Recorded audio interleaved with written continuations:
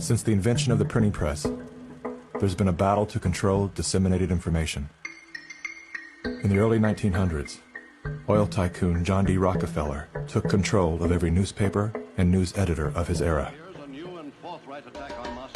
He became America's first billionaire, paving the way for the power-hungry ever since. Thus began the gold rush for the modern world's most precious resource, the narrative. Do you have any people being paid by the CIA who are contributing to a major circulation American journal?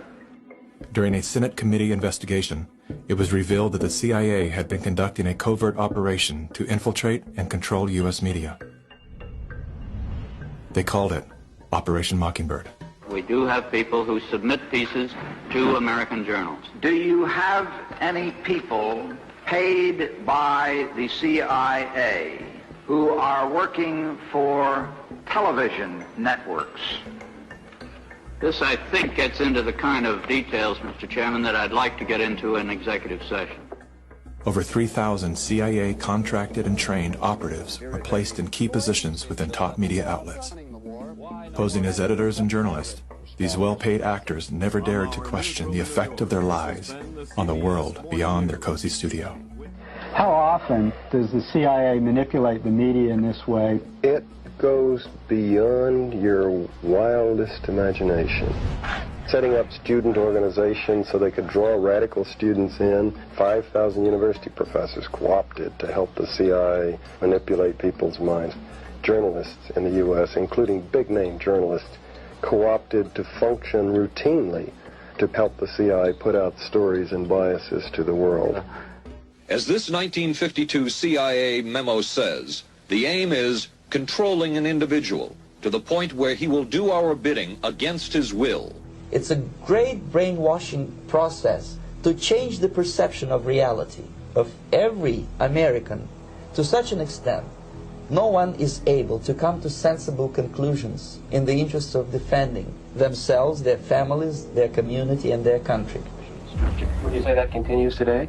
Well, I would think probably for a reporter it would continue today, but because of all of the revelations, I think you've got to be much more careful about it. So how do we know that Operation Mockingbird still isn't in effect? Well, we don't.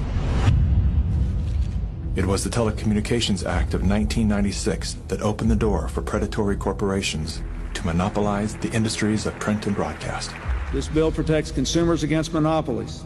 It guarantees the diversity of voices. Today, a handful of corporate empires own and control the vast majority of everything you read, hear, and watch.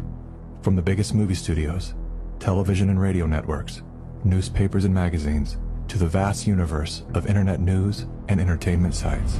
Amazon has transformed its operations in response to COVID-19 to protect employees and keep packages flowing. The company is keeping its employees safe and healthy while still delivering those packages to your doorstep. The company is keeping its employees safe and healthy. The company is keeping its employees safe. Millions of Americans staying at home are relying on